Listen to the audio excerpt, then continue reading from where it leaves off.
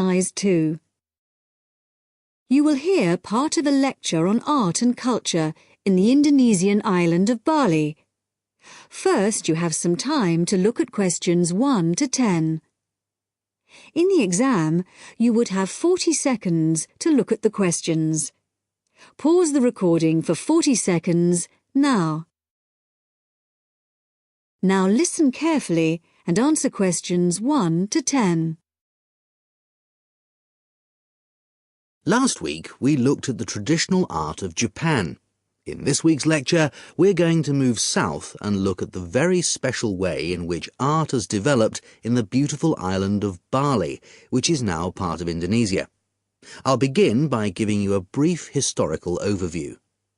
It's thought that the first inhabitants of Bali were farmers who arrived around 3000 BC, at the beginning of the Iron Age. They probably originally came from China, and in Bali they cultivated rice and built temples ornamented with wood and stone carvings and statues. The Hindu religion was introduced in the 14th century AD, and this has remained the main religion on the island. This was an important period in the artistic development of the island, when sculptors, poets, priests and painters worked together in the service of the ruling families.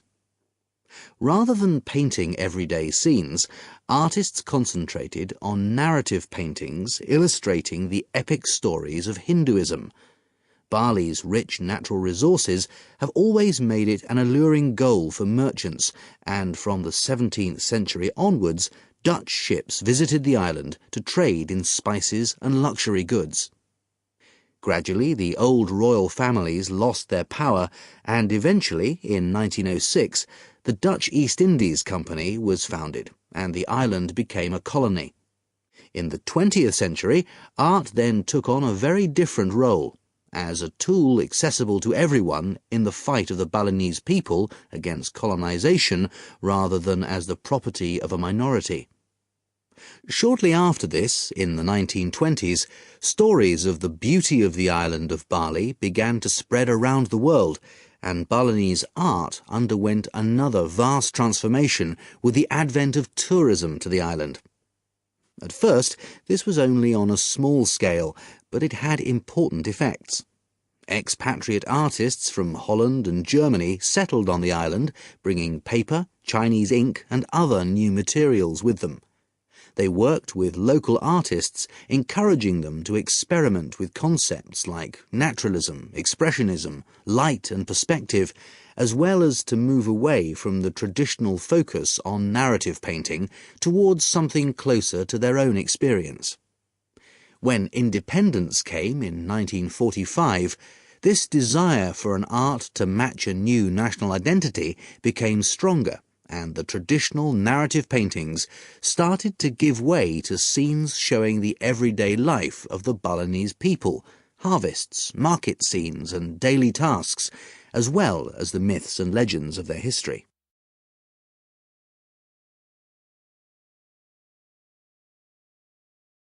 Many of the features that give this art its special place in the world today can be traced back to these historical roots.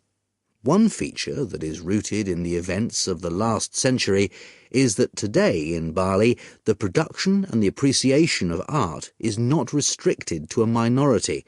In fact, there is a famous saying that in Bali, everyone is an artist.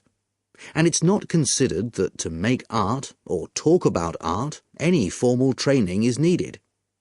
Art is just produced as part of Balinese life. Even fruit salad is served with flowers strewn on top. One factor which has contributed to this productivity is Bali's fertility. Over the centuries, the rich soil and the fact that food and shelter are readily available has given the islanders the leisure to develop their arts. While painting, sculpture, carving and music have traditionally been the province of men, women have channeled their creative energy into making lavish offerings to the gods with spectacular pyramids of flowers, fruit and cakes offered at the temples on festival days and celebrations. All these kinds of art still have close links with the religion of the people and are something that people do on a daily basis. Another special characteristic of art in Bali is that it is not generally seen as an individual pursuit. In the West, art is often carried out by the artist on his own, reflecting his own individual worldview in the hope of achieving personal wealth and fame. For Balinese artists, art is something that's done as a group, and many artists may participate in one piece of work. And Balinese art is not restricted to temples and offerings. It decorates objects such as jackets, motorcycles, hotel menus, and so on. But perhaps the most significant characteristic of Balinese art, and one that distinguishes it most from the art of the West, is to do with its expected lifespan. Carvings are made in soft stone, which is gradually destroyed over the years. The humid climate rots paper and cloth paintings. The magnificent offerings of fruit and sweets are eaten. Wooden statues are destroyed by insects. But Balinese artists accept that their work is ephemeral, not permanent, and instead of slavishly preserving the originals, they produce new art. And all this rebuilding, renovating and replacing means that the island's art continually evolves and perpetuates itself.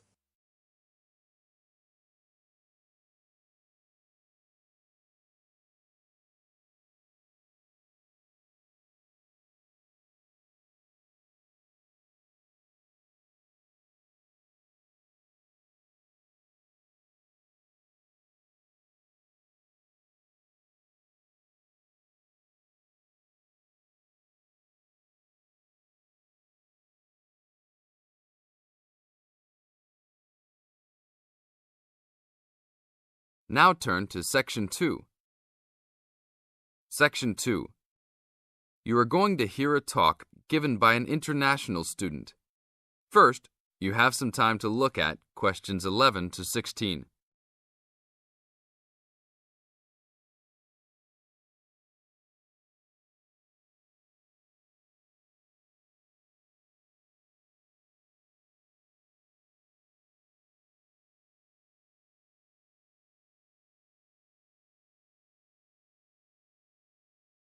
Now listen to the tape and answer the questions. As an international student coming from Sierra Leone, it gives me great honor to give these opening remarks and welcome you all to Ashesi University, where excellence is the code. I believe I speak on behalf of my fellow colleagues when I say we feel that we are the most fortunate and privileged university students in Ghana. You may ask, what is the basis of such a conclusion? And I will simply say to you, in which other tertiary institution in Ghana do you find the same level of IT infrastructure and facilities available to students? Where also do you find such a low ratio of students to lecturers and computers? In which other educational institution do you find 55% of students on some sort of financial aid, who in addition enjoy services and benefits such as job placement after graduation, on-campus employment that pays above the minimum wage, a supply of textbooks, and access to online databases? Ladies and gentlemen, there is no other institution of higher education in Ghana today that matches the learning environment and the quality of instruction at Ashesi. I could continue listing reasons why we students feel this way, but I only have 5 minutes for this speech. Believe me, I could go on for hours. At Ashesi, everyone is considered a leader and is treated special. Ashesi equips us with the necessary determination, strength, and belief in ourselves to be able to achieve our goals. We are being taught to think outside the box and to question and challenge our assumptions about the world we live in. This, ladies and gentlemen, is one of the benefits of a liberal arts education, which seeks to broaden our intellectual capacity.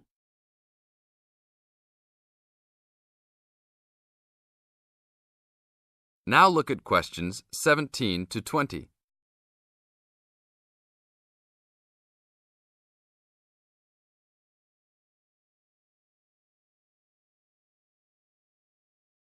As the talk continues, answer questions 17 to 20.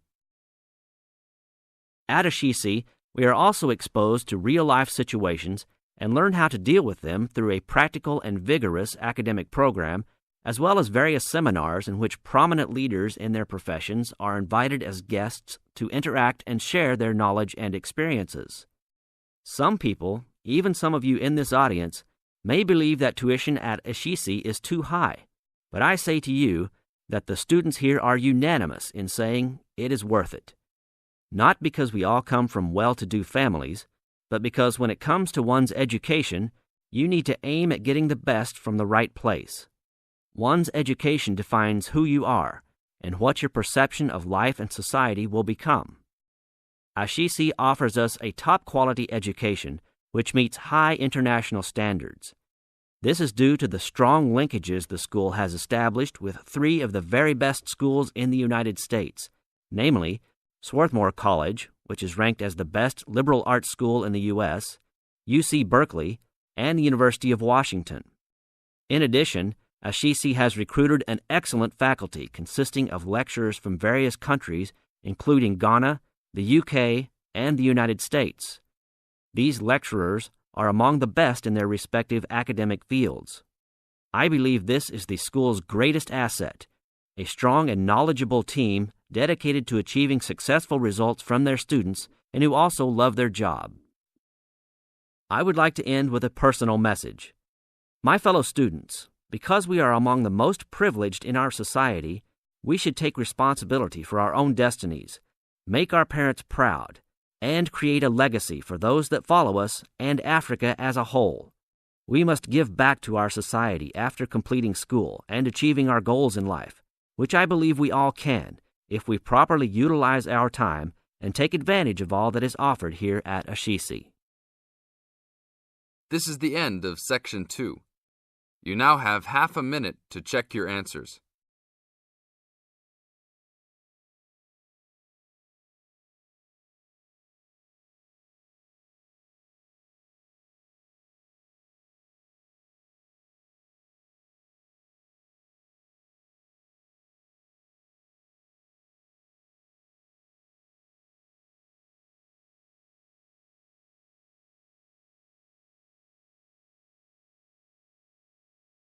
Now turn to Section 3. Section 3. You are going to hear a conversation between a student and a driving instructor. First, you have some time to look at questions 21 to 24.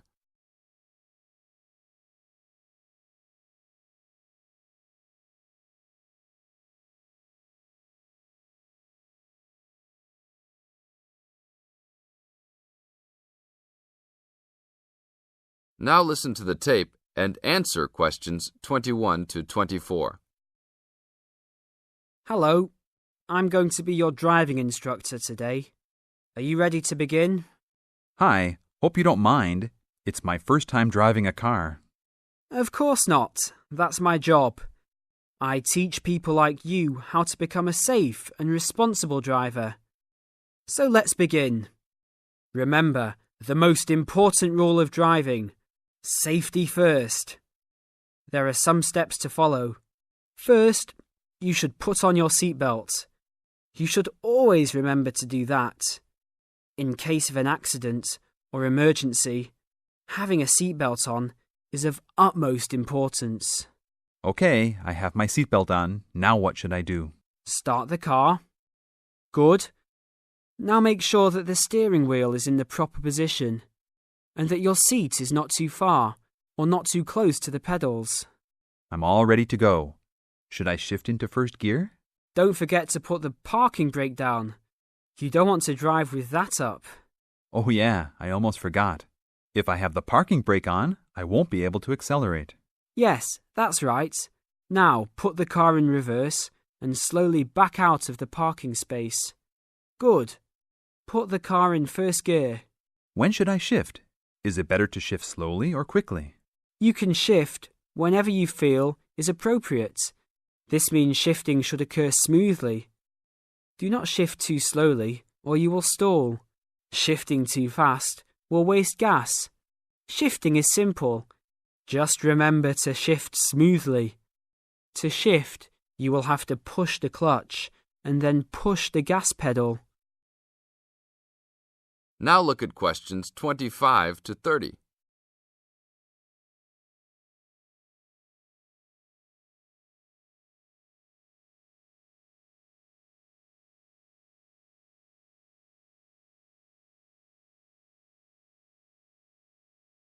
Now listen to the tape and answer questions 25 to 30. Remember, smoothly is the key to good shifting. Like this? Yes, that's good. Now keep it slow. Don't drive very fast just yet. Be sure to constantly check your mirrors for oncoming traffic. Always be aware of everything that is around you, including 3 important things. Remember these 3: people crossing the streets, other cars, and bicycles riding next to you. What should I do if I see a yellow light? Well, it's always better to brake instead of trying to run it. But if you're travelling at a speed where it's impossible to stop in time, then you should try to make it across the intersection. But remember, you should always try to stop. It's the safest way to avoid an accident. Even if I have to brake very suddenly? Yes, even if you have to brake suddenly. What about if a driver behind me is going a lot faster than I am? You should always be ready to move to a slower lane if a driver behind you is forcing you to go faster than you are comfortable with. Never try to speed up to accommodate a faster driver. You could risk an accident or a speeding ticket. It's better to let him go. That sounds like good advice. Be careful. There is a sharp turn up ahead. Remember to brake before turns. Otherwise, you might flip over if your speed is too high going into a turn. Got it. I know that I should always try to observe all traffic safety. That's right. If safety is not your first priority, it will make driving very dangerous for you and other drivers on the road. Okay, park the car here. You did a great job today for your first day. I'll see you in 3 days. Thanks so much. I will see you then. This is the end of Section 3. You now have 30 seconds to check your answers.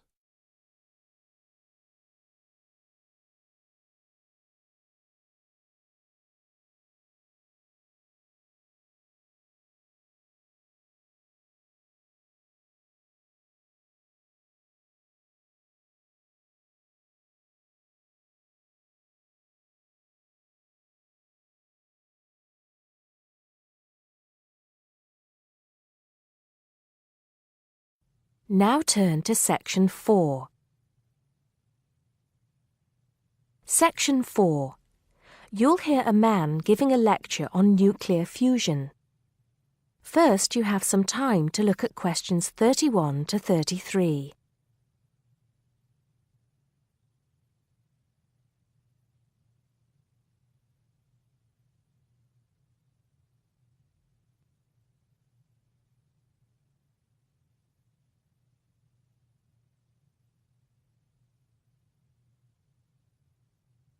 Now listen carefully and answer questions 31 to 33. I'd like to start by thanking so many of you for attending this, my first public lecture at this magnificent university. I'm going to be talking to you today about nuclear fusion. Before I proceed further, I would like to apologize on behalf of some of our newspapers for the sensationalist and hopelessly inaccurate articles that have been published on the subject over the years. I must confess that my own interest in the subject was actually stimulated by an article published more than 50 years ago in a popular Sunday tabloid with the impressive title, Power from the Sea.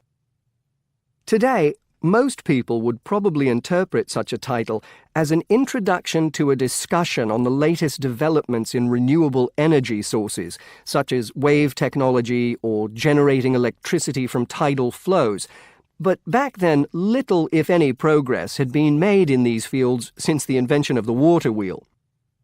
As I recall, following coverage of the opening of the world's first commercial nuclear power station, more than 50 years ago now, at Calder Hall in 1956, the article promised that we would have limitless, almost free electricity within 10 years.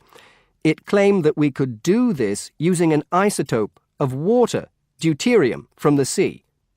This would be used in reactors to combine simple molecules of hydrogen to form helium, releasing energy in the process. Of course, this is different from the process of nuclear fission, which today's nuclear reactors use. I wouldn't like to say that the article I read as a boy was totally inaccurate. It's true that the concept of producing energy from nuclear fusion, essentially reproducing the reactions by which our sun and other stars produce energy, depends on fusing atoms of hydrogen, but the timescale suggested was hopelessly wrong. To this day, despite some very embarrassing false claims from scientists who should have known better, we have not been able to produce energy from nuclear fusion in a controllable way. Let me make clear what I mean by this statement, before some journalist in the audience gets hold of the wrong end of the stick. Yes, we have been able to fuse hydrogen atoms to produce helium and a release of energy, but the balance account has always been negative. We've always had to put more energy into the reaction than we've ever succeeded in getting out. We know the theory works, but we still do not know if we can get fusion to work for us and solve the problem of our energy needs. Before you hear the rest of the talk, you have some time to look at questions 34 to 40.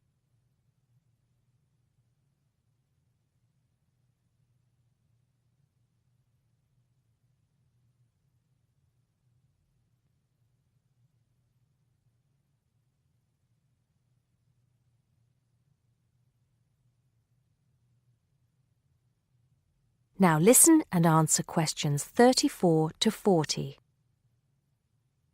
Here, I will briefly explain these problems before going on to give you a summary of the innovative ways being tested to overcome them.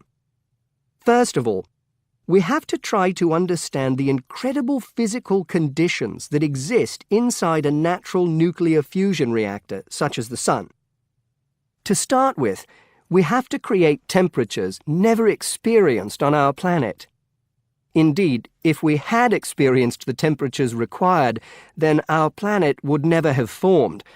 We have to generate temperatures of at least 100 million degrees Celsius in a carefully controlled environment before we can even hope to produce a fusion reaction. The problems are immense, but it can be done. Many of you will know that you can put your hand into a very hot oven and not get burnt, provided you do not touch any of the surfaces. I won't go into the reasons for this phenomenon here, but we are applying roughly the same principles in designs for fusion reactors. I think I can promise you that the heat will be confined to a very small area. The other major problem we have to find a solution to is pressure. The pressures in a massive body like the Sun are vast, and this is what brings the hydrogen atoms into such close proximity to one another that they fuse into helium.